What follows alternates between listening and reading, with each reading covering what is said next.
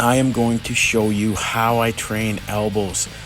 Okay, first I'm showing you slow motion here so you can follow along and practice yourself. These are the most common elbows I use.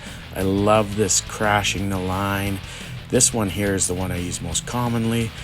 These are very important skills to train because they are so destructive in close range. Elbows are one of my favorite weapons to train, one of my favorite weapons to become proficient at. Now these spinning back elbows I don't use very often, but they're good to train in case somebody's coming from behind you. And there you just saw a horizontal elbow to the midsection as I drop down and drive it into the body.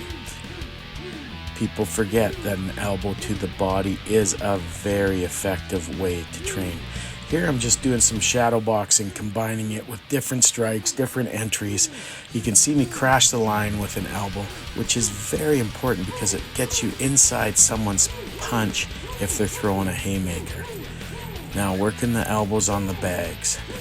You know, you have to train to incorporate other strikes. You'll see me using jab cross, you'll see me using hammer fist, you'll see me using palm strikes, and you'll also see me starting from this position where my hand is on the chest. This is important to train because a lot of times aggressive people will not respect your fence. Jeff Thompson has a 2-touch rule. I think this is a good rule. 1 touch and push back, and if they come in for a second touch, it's time to attack, time to be preemptive, because they are showing that they're not going to be dissuaded by your de-escalation.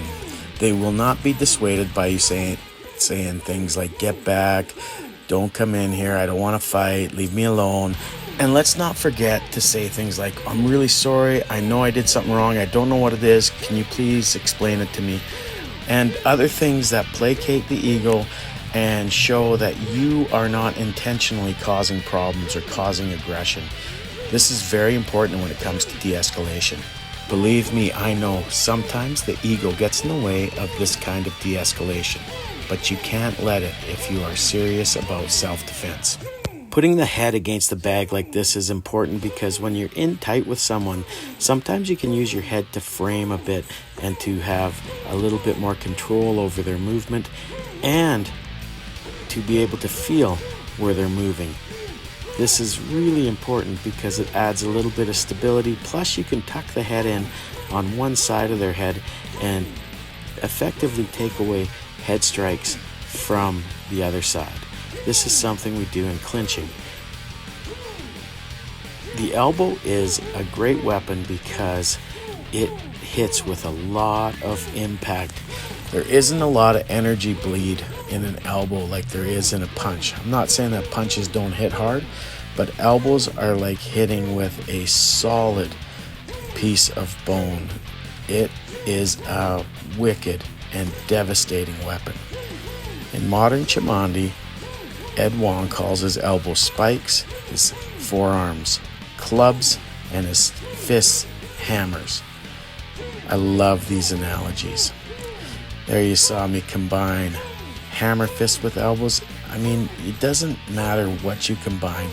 One thing you don't see me do a lot of, though, is kneeing, because I don't like being on one foot and putting a leg up to be grabbed. When I knee, I try to keep my knees low. I try to keep them no more than groin height. Although on the bag, I sometimes knee a little higher just because of the nature of hitting a bag. But I try to be sparing in using knees. Headbutts, swats, palm strikes, hammer fist, forearm and ridge hands to the throat, eye gouges, and even biting are all part of the skill sets that I use combined with elbows. I use elbows in the clinch. You need to be a clinch fighter for self-defense. You need to be very good at manipulating limbs, especially if you're dealing with edged weapons. If you get in close, you get in tight, you're very vulnerable to edged weapons. You have to be aware of that. So you have to be able to track limbs and keep an eye on what an opponent is doing and to finish them quickly so they don't access a knife. This is where elbows are excellent weapons because they can just smash a jaw and break a jaw. You can break bones with an elbow. It is a devastating and vicious weapon. And when you use them, when you practice them, I should say, make sure that you use them in combination. You can isolate, which I was doing for certain elbows, but make sure you train to use them in combination and to hit with power and force as much as you can generate with your body type, and really add some aggression into this training, but also know when it is time to be triggered to violence and when it is time to try to de-escalate, escape, run, and get to safety. Because in the end, as I've said many times, your goal is finding safety.